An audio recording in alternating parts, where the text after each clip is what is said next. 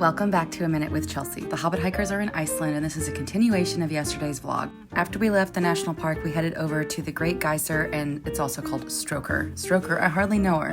This location is about half an hour away from the national park, and we are now at a geothermal area. There are lots of little geysers and little bubbling pots here and there, but the big one is the Strokkur Geyser. This one shoots water about 100 feet into the air every couple of minutes, so it starts off with a little baby one, and then another little baby one, and then the big one happens. There's the big one. If you're someone looking to travel to Iceland, the walk was pretty short. Most of the walks are paved or have gravel, and they may have a little bit of mud, but it's really a walking path. It's not like a big hike up to a giant mountain.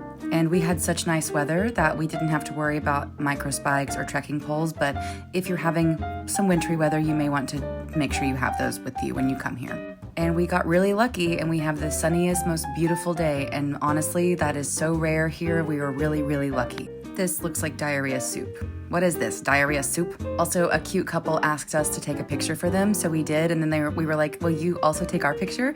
And they were so sweet, and they did it for us, and we took like some video and some photos, and we posed for all of them. I also busted out the 360 camera just to give it a shot because I haven't used it in a while, and I was like, let me remember how to do this. And then when we were done, we all met back up at the bus, kind of toward the base of the geyser. You can still see it going off from the bus. And in case you're wondering what kind of bus we have, welcome to the Hobbit Hikers bus.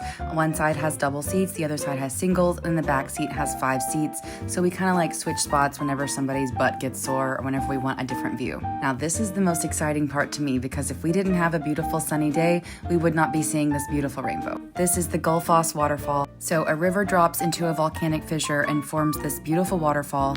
There was no ice, everything was just perfect. It's overwhelmingly beautiful. You can go up to the top and view it from the top, or you can walk down the stairs where you can kind of see more of this rainbow. And we also saw a double rainbow here, but it was hard to capture it on camera, but you can kind of see it. It's a little bit more faint. We of course took 1,000 pictures and videos because duh, and everyone was just so supportive of each other. I felt like it was such a nice group. Everybody was like, let me take your picture, let me take yours. You can see the double rainbow right there. Did you see it? Rewind it if you didn't see it. After we visited the waterfall, we headed inside because we had to pee and we wanted to warm up, and immediately Taylor Swift Cruel Summer was playing, so we had like a whole moment like, hey look, stop grinning like a devil, it's new. And it was, of course, we were being very American, so I'm sorry, but not really, because I don't care, because we had a great time. By the end of this, my hair was a big floof, and I was like, what? I never have volume in my hair. But the waterfall mist got to it. Then we headed to the secret lagoon, which was not on the itinerary, but it was an extra that our guide added in. Thank you, Loudus. It was amazing. And when we got there, I was hungry, and I was like, give me one of them hot dogs. Can I eat that dog? And yes, this is my first of many glizzies on this trip because Iceland is famous for their hot dogs, and I loved it. Also, while we were getting into the lagoon, our guide was like, I'm just gonna chill inside and read. And we were like, okay. So when you get to the lagoons, you take your shoes off in a separate room, then you walk through the changing room, which there are no cameras allowed. Before you ever get inside a lagoon or any kind of water or spa, you have to shower and wash all those highlighted areas. At this one, there was no towel included, so you did have to bring your own towel, but they do give you a locker. It's included in the price, and the locker has a little wristband so you can keep your key handy. Now, if you've never been to somewhere like this, just know that the showers, you're gonna get real comfortable real fast with being naked, because you take all your clothes off, you put them in your locker, you walk fully naked to the shower, you wash your whole body in a big line. There are no stalls, it's just open showers. And everybody saw everybody's bits because we got real close on the second day of this trip. We weren't expecting it, but yep. Also, this is my favorite part of Iceland. You put your swimsuit in this little thingamajigger. You have to make sure it's all the way down, nothing sticking out, all the way down to the bottom. Then you hold the lid down for 7 to 10 seconds. It counts for you. You don't have to count. And it spins it so fast that it comes out, I would say 90%, 95% dry. It's amazing. I think every hotel should have one of these too. After you get your clothes on and you get all dried off, you can walk back to get your boots, but also there's a hairdryer, which at first I was like, how does this work? And then I was like, oh, this is how it works. Oh God, I look absolutely wild.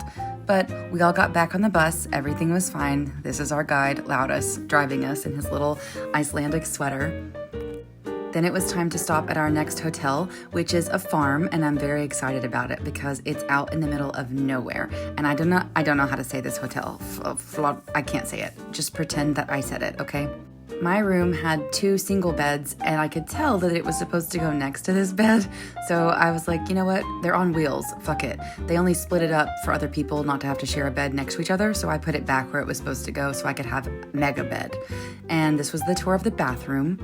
And then here is the lobby. It was time to have dinner, and our dinner tonight is a buffet style dinner, which I'm honestly pretty excited about because it's a farm, which means they make fresh everything. Fresh butter, they had beautiful salad, we had fresh baked bread and all of these different condiments. The salad was delicious. Everything is fresh. That is butter pats, not cheese.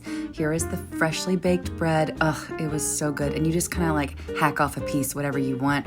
There were lots of roasted vegetables, potatoes. There was a lamb curry, carrot cake, brownies, pasta, everything. It was so good. The cheese is called salad cheese, and it's so fucking good. The closest cheese you could compare it to is feta, but they can't call it that because of legal reasons, which is hilarious to me. You'll have to Google why. It's like how you can't call champagne unless it comes from the Champagne region.